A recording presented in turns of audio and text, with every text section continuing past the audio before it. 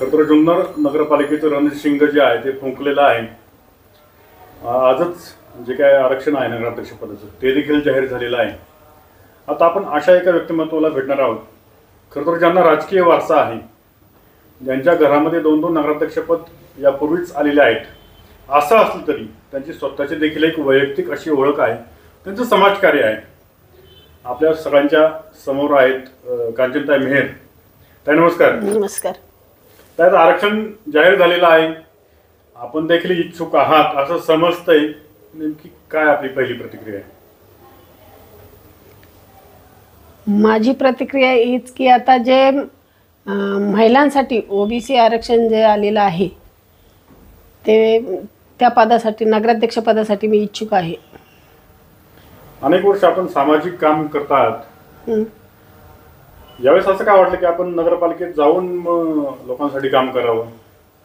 कारण आता 4 वर्ष नगरपालिकेमध्ये निवडणुका झाल्याच नाहीत.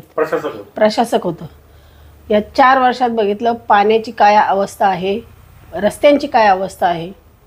परत आता जे काही चाललंय नगरपालिकेत ते चुकीच्या पद्धतीने चाललेले. त्यामुळे तुम्ही आवाज उठवणार 100%. शहरात अशा काय काय समस्या आहे की ज्याच्यावर पहिल्यांदा तुम्ही काम करणार गेल्यानंतर? सगळ्यात पहिलं पाण्याचं काम करणार. कारण ज्यावेळेस माझे मिस्टर नगराध्यक्ष होते त्यावेळेस त्यांनी तिथं फिल्ट्रेशन प्लॅन्ट टाकलेला. त्याच्यानंतर परत कुणीही लक्ष दिलं नाही. बरेच नगराध्यक्ष आले गेले, कुणी तो परत रिपेअर केलाच नाही आहे. आणि आपण जसं पाणी येते तसंच पितोय. नदीतून जे पाणी उचललं जाते तेच पाणी आपण पितोय. त्यामुळे प्रत्येक घराघरात प्रत्येकाने फिल्टर बसवलेला आहे. मग नगरपालिकेचा एवढा मोठा प्लॅन्ट असून नगरपालिका पाणीपट्टी वसूल करते, त्याचा फायदा काय नागरिकांना? नागरिकांना फक्त पाणी पुरवठा होतो, तोही एकच टाइम. म्हणजे स्वच्छ नाही, कमी दाबाने होतो. हो. मग जो फिल्टर प्लांट आहे त्याच्यावर नंतर कोणी कामच केलं नाही, कुणीच काम नाही केलं. आता जर आपण शहरात फिरलो तर अनेक ठिकाणी अस्वच्छ म्हणजे अनेक व्हिडिओ येतात ज्याच्यामध्ये अगदी गढूळ पाणी येते, पाण्यात कचरा येतोय. गेले अनेक वर्ष नगरपालिकेमध्ये प्रशासक आहे, कोणी नगरसेवक नाही, नगराध्यक्ष नाही, कोणाचं ताळबंद म्हणजे ताळतंत्रच नाही. ताळतंत्रच नाही, कोणाचंच कोणावर ताळतंत्र राहिलेलं नाही. महिलांसाठी काय करणार? त्या जुन्नर शहरामध्ये अनेक महिला आहेत, त्या महिला संघटित करणार, त्यांच्यासाठी काय काम करणार तुम्ही? महिलांसाठी काहीतरी उद्योग तर नक्कीच मी उभा करणार. मी सुद्धा अगदी छोटासा एक उद्योग चालू केला, पण मला खूप चांगल्या प्रमाणात त्यात यश आलेलं आहे. सावित्रीबाई फुले पतसंस्थेवर बरेच वर्ष संचालक म्हणून काम केलेलं आहे. त्यामार्फत भरपूर महिलांना आपण उद्योग करण्यासाठी भांडवल दिलेलं आहे.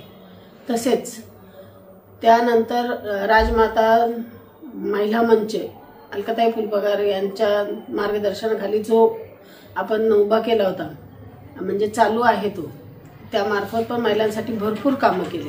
आणि आत्ता मी पूजाताई बुट्टे पाटील यांच्याबरोबर सह्याद्री महिला प्रतिष्ठान या मंचामधून बऱ्याच महिलांना उद्योगासाठी आम्ही प्रोत्साहित करत आहोत. तसंच मी अजून महिला हाताशी घेऊन मोठ्या प्रमाणात तोच उद्योग पुढे नेणार.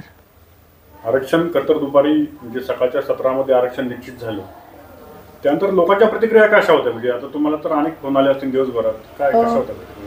मला सगळ्या स्तरातल्या लोकांचे फोन आले, सगळ्या पक्षाच्या लोकांचे फोन आले, आणि त्यातली त्यात महिलांचे आणि मुलांचे सगळ्यात जास्त फोन आले. तुम्ही उभ्या राहा म्हणून. हाडामासाची शिवसैनिकच आहे, त्यामुळं मी शिवसेनेकडूनच लढणार. याबाबत पक्षाच्या वरिष्ठांना आपण काही कळवलंय का?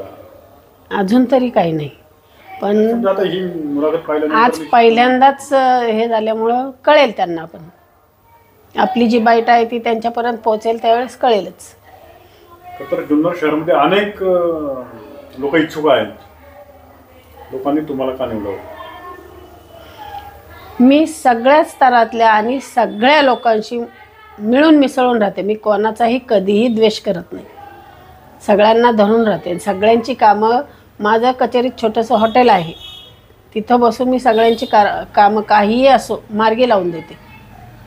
कोणालाच मी नाही म्हणत नाही. तर तुमचा परिवार जो आहे तो गेले अनेक दशक म्हणजे अनेक वर्ष, जसं आम्हाला कळत नाही तसं शिवसेनेसोबत जोडलेला आहे, उद्धव साहेबांसोबत जोडलेला आहे.